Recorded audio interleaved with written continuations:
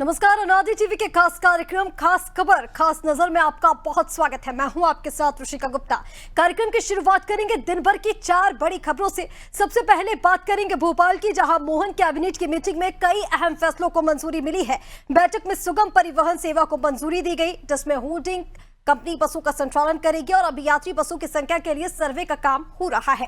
इसके अलावा CM rise school अब सांदीपनी स्कूल के नाम से जाने जाएंगे। दूसरी खबर गुजरात के बनासकांठा से, जहां पटाखा फैक्ट्री का बॉयलर फटने से बड़ा हादसा हो गया है। फैक्ट्री में मध्य प्रदेश के 18 मजदूरों की मौत हो गई है। 3 मजदूर गंभीर रूप से घायल बताए जा रहे हैं। बताया जा रहा है कि सभी 2 दिन पहले ही मजदूरी करने बनासकांठा पहुंचे थे। तीसरी खबर मध्य प्रदेश से ही है, जहां आज से नई आबकारी नीति लागू हो गई है। इस नीति के तहत 19 धार्मिक शहरों और गांवों में परमानेंट शराबबंदी हो गई है। इन इलाकों में शराब और वाइन आउटलेट्स के लिए नए लाइसेंस जारी नहीं होंगे और ना ही इनके संचालन की अनुमति होगी। तो वहीं चौथी और आखिरी खबर दिल्ली से, जहां कल लोकसभा में वक्फ संशोधन बिल पेश होगा।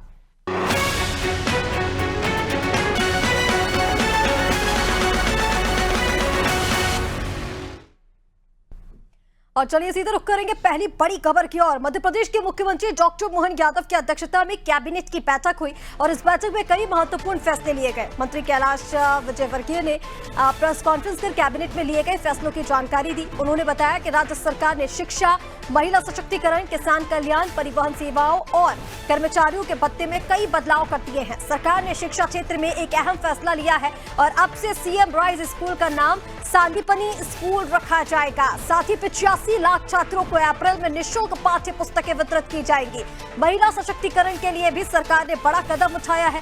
कामकाजी महिलाओं के लिए केंद्र सरकार से 224 करोड़ रुपए मिले हैं, जिसके तहत औद्योगिक क्षेत्रों में भी महिला हॉस्टल बनाए जाएंगे और इस पहल से 5000 महिलाओं के लिए हॉस्टल सुविधा उपलब्ध होगी। सरकार ने किसानों को भी राहत देने का काम किया है। गेहूं खरीदी का न्यूनतम समर्थन मूल्य 2600 रुपए प्रति क्विंटल तय किया गया है। 14 लाख से ज्यादा किसानों ने रजिस्ट्रेशन कराया, जिनमें से 8 लाख मीट्रिक टन गेहूं की खरीदी पहले ही हो चुकी है। इसके अलावा प्रभारी मंत्रियों को निर्देश दिए गए हैं कि वे अपने अपने जिलों में गेहूं खरीदी केंद्रों का निरीक्षण करें। राज्य सरकार ने परिवहन नीति में भी बड़ा बदलाव कर दिया है। मुख्यमंत्री सुगम परिवहन सेवा के तहत अब सरकार बसें नहीं खरीदेगी, बल्कि पीपीपी मॉडल के तहत प्राइवेट ऑपरेटर्स से बसें चलाई जाएंगी। हमारे यशस्वी मुख्यमंत्री डॉक्टर मोहन यादव जी की अध्यक्षता में कैबिनेट में बहुत ही महत्वपूर्ण निर्णय हुए, जिससे शॉर्ट में मैं बताता हूँ। सीएम राइज स्कूल, जो कि हर जिले के अंदर है, उसका नाम परिवर्तन किया गया है और जहाँ भगवान कृष्ण ने शिक्षा प्राप्त की थी, संदीपायन स्कूल, संदीपायन विद्यालय, उसका नाम होगा। तो ये एक बड़ा निर्णय है और उसका एक मॉडल भी बनाएंगे हम कि वास्तव में उसमें कृष्ण की छवि दिखे, ऐसा कुछ उसका कलर, उसके मोनो, उसमें भगवान कृष्ण का और संदीपायन ऋषि का कुछ उल्लेख हो। तो मोहन कैबिनेट की अहम बैठक और इस कैबिनेट में कई अहम फैसले लिए गए, जहां हर एक वर्ग के लिए कोई बड़ा फैसला देखने को मिला है, राहत देखने को मिली है। जहां महिला सशक्तिकरण, किसानों और साथ ही साथ शिक्षा को लेकर एक बड़ा फैसला लिया गया है, जहां पर अब CM rise school Sandipani school के नाम से जाने जाएंगे। उनका नाम बदल दिया गया है। मुख्यमंत्री की ओर से यह कहा गया था कि सीएम राइज जो स्कूल है उसे कहीं ना कहीं अंग्रेजी शासनकाल की जो यादें हैं वो आज जाती है, इसी वजह से अब इसका नाम बदल दिया गया है और सांदीपनी स्कूल इसको अब कहा जाएगा। सांदीपनी इसका नाम चेंज कर दिया गया है, जो एक अहम कदम बताया जा रहा है। अब देखना ये होगा कि इससे कितना बदलाव जो है वो शिक्षा प्रणाली में भी देखने को मिलेगा या फिर कोई सुधार होगा। और चलिए, इसी पर ज्यादा अपडेट्स के लिए हमारे साथ एमपी से स्टेट ब्यूरो हेड ब्रजेश चौकसी जी जुड़ रहे हैं। ब्रजेश जी, सीधा आपका रुख करते हुए, मोहन कैबिनेट की आज अहम बैठक हुई है और इस अहम बैठक में कई सारे बड़े फैसले लिए गए हैं, चाहे वो महिला सशक्तिकरण की बात हो, किसानों की बात हो या फिर परिवहन विभाग को लेकर बात हो, क्योंकि बसों को लेकर भी काफी समय से दिक्कतें हो रही थी, और शिक्षा को लेकर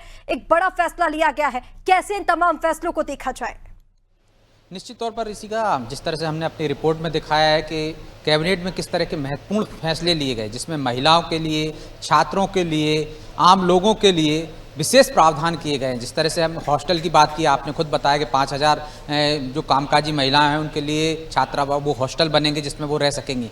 खास बात जो है संदीपनी स्कूल जो नामकरण किया जा रहा है सीएम राइज स्कूल का, इसके पीछे की भी एक कहानी है। इसके पीछे की वजह है कि देखिए संदीपनी आश्रम वो है जहाँ पे भगवान श्री कृष्ण ने शिक्षा ग्रहण की थी उज्जैन के पास, और मोहन सरकार पहले ही तय कर चुकी है श्री कृष्ण पथे यहाँ बनाने वाली है। जहाँ श्री कृष्ण के पैर पड़े थे या पथ पढ़े थे वहाँ पे उन क्षेत्रों को विकसित करने वाली है। यदि संदीपनी आश्रम में उन्होंने शिक्षा ली थी तो संदीपनी स्कूल अब मध्य प्रदेश में जो सीएम राइज स्कूल थे वो इसी नाम से जाने जाएंगे, और उन स्कूलों में बाकायदा कृष्ण के दर्शन आपको देखने को मिलेंगे। कृष्णमय होंगे वो स्कूल कि वहाँ पे उस टाइप के कृष्ण जी की शिक्षा से संबंधित जो चित्र हैं वो उकेरे जाएंगे दीवार पर। एक तरह से ये बताने की कोशिश की जाएगी कि श्री कृष्ण ने मध्य प्रदेश में शिक्षा ग्रहण की थी और उसी शिक्षा की बदौलत वो इतने महान बने थे, गीता का उपदेश दिया था जो मुख्यमंत्री बार बार अपने भाषणों में कहते रहे।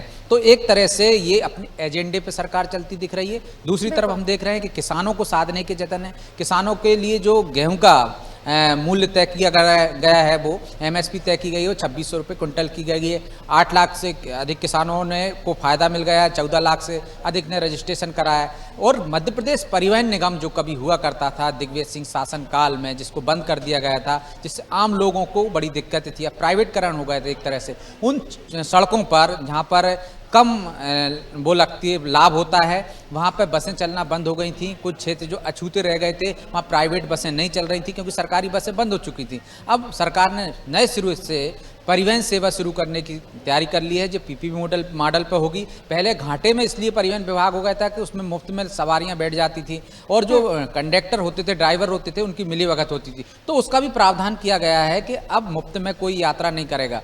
पहले ही ऐप के माध्यम से बिना टिकट के कोई भी उसमें सफ़र नहीं कर पाएगा। ऐप के माध्यम से अन्य तरीक़ों से जो आधुनिक तरीके हैं, सोशल तरीके हैं, वो उस तरीके से आपकी बुकिंग की जा सकेगी। तो वो तमाम चीज़ें वहाँ पर की गई हैं जिससे परिवहन सेवा शुरू हुई है। उससे एक तरह से एक फ़ायदा होगा उन क्षेत्रों को, उन ग्रामीण अंचलों को जहाँ से बसें अभी मिलती नहीं है, लोगों को परेशानी उठाना पड़ती है। मुख्यालय तक जोड़ने की कोशिश की जाएगी और ये शुरुआत होगी जिस तरह हम देख रहे हैं भोपाल में चल रही है और बैतूल से जो सूत्र सेवा बस शुरू हुई थी कुछ क्षेत्रों में चलाई गई थी, अब उसको पर मध्य प्रदेश में परिवहन विभाग की तरह पीपीपी मॉडल पर शुरू करने जा रही है मध्य प्रदेश सरकार।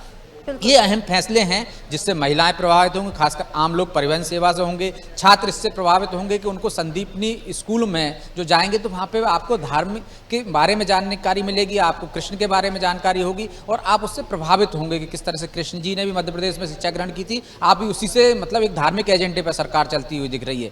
और एक IT के लिए जो आप तय हुआ है कि इंदौर में 27 तारीख को वो होगा, IT सेक्टर को लेकर बैठक वो बुलाई गई है, तो उसमें भी एक तरह से कैबिनेट में डिसाइड हुआ है कि 27 अप्रैल को IT कॉन्क्लेव करने जा रही है। तो युवाओं के लिए भी कि IT कॉन्क्लेव हो रही है तो मध्य प्रदेश में क्या क्या संभावना है, तो युवा, महिला, छात्र और आम लोगों के लिए इस कैबिनेट में महत्वपूर्ण फैसले लिए गए।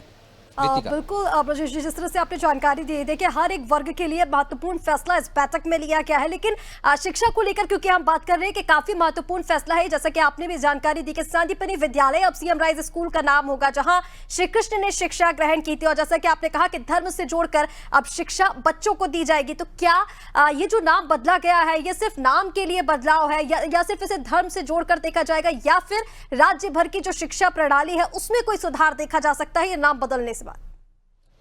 प्रीतिका, देखिए नाम से बहुत कुछ असर पड़ता है। सीएम राइज स्कूल से एक तरह से अंग्रेजीकरण उसका दिखाई देता है जिसकी लगातार विरोध करती रही है बीजेपी संगठन और बीजेपी सरकारें। और संदीपनी स्कूल के नाम रखने से आपको अपना इतिहास, आपको अपना जो महान इतिहास है उसकी जानकारी एक तरह से मिलेगी। और ये भी निर्देश दिए गए हैं कि वो संदीपनी स्कूल नाम ही नहीं रखा जाएगा, वहाँ पर उसके क्यों इसका नामकरण किया जा रहा है, इसके पीछे क्या उद्देश्य है, उसकी भी वहाँ पर एक आपको कल्पना होगी और आपको वहाँ पे दर्शन होंगे एक तरह से। यदि दीवारों पर कृष्ण जी की शिक्षा से संबंधित चीज़ें उकेरी जाएंगी या उनके चित्र बनाए जाएंगे, ये बताया जाएगा, तो हर बच्चे को जब ये पता होगा कि संदीपनी स्कूल में पढ़ रहे हैं तो स्कूल में क्यों पढ़ रहे हैं, संदीपनी नाम क्यों रखा गया है, तो वो कृष्ण से जुड़ेगा। वो ये जानेगा कि मध्य प्रदेश में कृष्ण ने शिक्षा हासिल की थी, तो उसका एक धार्मिक लगाव भी बढ़ेगा, वो शिक्षा भी ग्रहण करने में उसका मन उस हिसाब से लगेगा कि भगवान ने भी इसी तरह से शिक्षा ग्रहण की थी, ऐसे आश्रम में की थी और हम उस स्कूल में कर रहे हैं। तो इसका एक अलग असर पड़ेगा, समाज पर पड़ेगा, वर्ग पर पड़ेगा और एक तरह से हम कह सकते हैं वोट बैंक पर भी पड़ेगा। बीजेपी बिल्कुल। जिस तरह से अपने एजेंडे पर चल रही है, श्री कृष्ण पथे बनाने की बात कर रही हो, चाहे वो धार्मिक स्थलों की हम बात करते हैं महाकाल लोक की या देवी लोक की, इसके बाद श्री राम पथगमन की बात करते हैं, जो चित्रकूट से लेकर उन क्षेत्रों में जहाँ से वनवास गए थे भगवान श्री राम, तो उनका भी विकास कर रही है। तो एक तरह से उस एजेंडे पर है, इसका सियासी मायने भी हैं, और जो बीजेपी जो लक्ष्य लेकर चल रही है वो एक बहुसंख्यक वर्ग को साधने की कोशिश कर रही है। तो निश्चित तौर पर यदि आप अपने इतिहास से जुड़ेंगे, अपनी संस्कृति से जुड़ेंगे, तो आपको वो बताने की जरूरत नहीं पड़ेगी, जब बच्चे को शुरू से ही पता होगा। आमतौर पर हम देख रहे हैं कि मध्य प्रदेश में श्री कृष्ण ने शिक्षा ली है, ये ज़्यादातर लोगों को पता नहीं है। लेकिन यदि बच्चा शुरू से ही उस संदीपनी स्कूल में पढ़ेगा तो नाम से प्रभावित होकर वो ये जानेगा कि ये इसको स्कूल के टीचर बताएंगे कि नाम क्यों पढ़ा आपके स्कूल का। जब श्री कृष्ण की वहाँ तस्वीरें देखने को मिलेंगी, शिक्षा ग्रहण करते हुए तस्वीरें देखने को मिलेंगी, सुदामा की तस्वीरें मिलेंगी, तो निश्चित तौर पर वो अपनी संस्कृति से प्रभावित होगा और जान सकेगा कि मध्य प्रदेश का इतिहास कितना बड़ा है, कितना गौरवपूर्ण है, जिस पर वो गर्व कर सकता है। तो इससे एक तरह से उसकी विचारधारा पर भी असर पड़ेगा और जो सरकार का मंशा है, जो बीजेपी सरकार की मंशा है, वो पूरी होती नजर आएगी। बिल्कुल ब्रिजेश जी, इसके सियासी मायने भी निकाले जा रहे हैं और कहीं ना कहीं शिक्षा प्रणाली में सुधार को लेकर जिस तरह से हम बात कर रहे हैं, बच्चा संस्कृति से जुड़ेगा, मध्य प्रदेश की संस्कृति को जानेगा, एक बेहतर पहल है सरकार की। फिलहाल आपका जुड़ने के लिए बहुत शुक्रिया। तो ये आपको बता दें, मोहन कैबिनेट की आज अहम बड़ी बैठक हुई है जिसमें हर वर्ग को लेकर एक बड़ा फैसला लिया गया है, चाहे वो महिला सशक्तिकरण हो, शिक्षा को लेकर हो, विद्यार्थियों को लेकर हो, या फिर किसानों को लेकर हो जहां पर न्यूनतम समर्थन मूल्य बढ़ाया गया है, या फिर हम परिवहन विभाग की बात कर लें जिसको लेकर काफी लंबे समय से चर्चाएं चल रही थी, लेकिन अब एक बार फिर से पीपीपी मॉडल लागू करने की बात यहां पर की जा रही है। लेकिन जो सबसे अहम फैसला रहा है वो शिक्षा से जुड़ा हुआ रहा है, जहां पर अब CM rise school CM rise के नाम से नहीं बल्कि संदीपनी विद्यालय के नाम से जाना जाएगा।